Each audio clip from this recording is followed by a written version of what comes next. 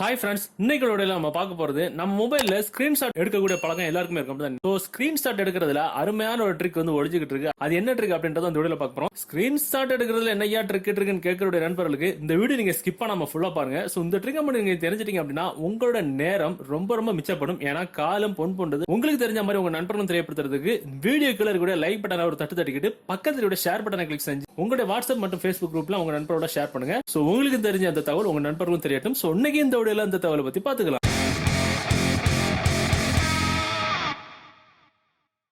So இந்த video சொல்லிருக்க application download பண்ணாலே நீங்க பார்த்துட்டு கூட வீடியோ ரைட் சைடில் இருக்க இந்த சின்ன ஆரோ நீங்க கிளிக் பண்ணீங்கன்னா உங்களுக்கு டிஸ்கிரிப்ஷன்ல டவுன்லோட் பண்ண லிங்க் இருக்கும். நீங்க இருந்து டவுன்லோட் பண்ணிக்கலாம். பொதுவாகவே நம்ம மொபைல்ல ஏதோ ஒரு டாக்குமெண்ட்டோ இல்ல ஸ்கிரீன்ல பார்க்கக்கூடிய ஏதோ ஒரு வீடியோ ஏதோ ஒரு பிக்சரோ ஏதோ ஒன்று நம்ம ஸ்கிரீன்ஷாட் எடுக்கணும் அப்படின்னா நம்ம என்ன பண்ணுவோம், மொபைல் அப்படியே நம்ம நோட்டிபிகேஷன் பார் எழுத்து கொடுத்து அதுல ஸ்கிரீன்ஷாட் அப்படின்னு ஒரு ஆப்ஷன் இருக்கும். அதை நம்ம கிளிக் பண்ணோம் அப்படின்னா அப்படியே மொத்தமா நம்ம மொபைல்ல என்ன தெரியுதோ ஸ்கிரீன்ல அதை பெருசாட்டு ஸ்கிரீன்ஷாட் வந்துடும். அவ்வளவுதானே. ஸோ நாம இப்ப பார்க்க போற ட்ரிக்ல நம்ம மொபைல் ஸ்கிரீன்ல தெரியக்கூடிய ஒரு முக்கியமான பார்ட்டை மட்டும் நம்ம ஸ்கிரீன்ஷாட் எடுக்கணும். நம்ம என்ன பண்ணுவோம், அதுக்கு தான் இந்த ட்ரிக் வந்து பார்க்க போறோம். சோ நிறைய பேர் சொல்லுவீங்க, சோ எடுத்த ஸ்கிரீன்ஷாட்டை இருந்து அதை உட்கார்ந்து இருந்து எடிட் பண்ணி அதுல தேவைப்பட்ட இடத்த இருந்து கிராப் பண்ணி இருக்கிறதுக்கு ரொம்பவே நேரம் ஆயிரும். தலையை சுத்தி மூக்க தொடுறதுக்கு நம்ம சிம்பிளா ஒரு வழியை பாத்துக்கலாம். சோ நான் இப்ப சொல்ல போட்ட இந்த அப்ளிகேஷன் டவுன்லோட் பண்ணி ஓபன் பண்ணீங்க அப்படின்னா உங்களுக்கு அதுல இந்த மாதிரி ஒரு சிரிக்காத முகம் இருக்கும். அந்த சிரிக்காத முகத்துல ஒரு கிளிக் பண்ணுங்க. இந்த மாதிரி ஒரு சில ஆப்ஷன்ஸ் எல்லாம் எனேபிள் பண்ணி விட சொல்லும். எல்லாமே நீங்க எனேபிள் பண்ணி விட்டுருங்க. அவ்வளவுதான். சோ இதுல பாத்தீங்கன்னா கீழே ஓகே அப்படின்ற ஆப்ஷன் இருக்கும். அதை மட்டும் கொடுத்துருங்க.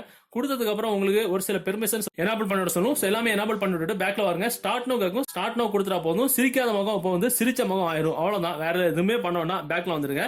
சோ இப்ப பார்த்தோம் அப்படின்னா நம்ம மொபைல்ல ஒரு விஷயத்தை நம்ம பார்த்துட்டு இருக்கோம். இல்ல ஒரு வீடியோவோ ஒரு பிக்சரோ ஏதோ ஒரு விஷயம் நம்ம மொபைல்ல பார்த்துட்டு இருக்கோம்.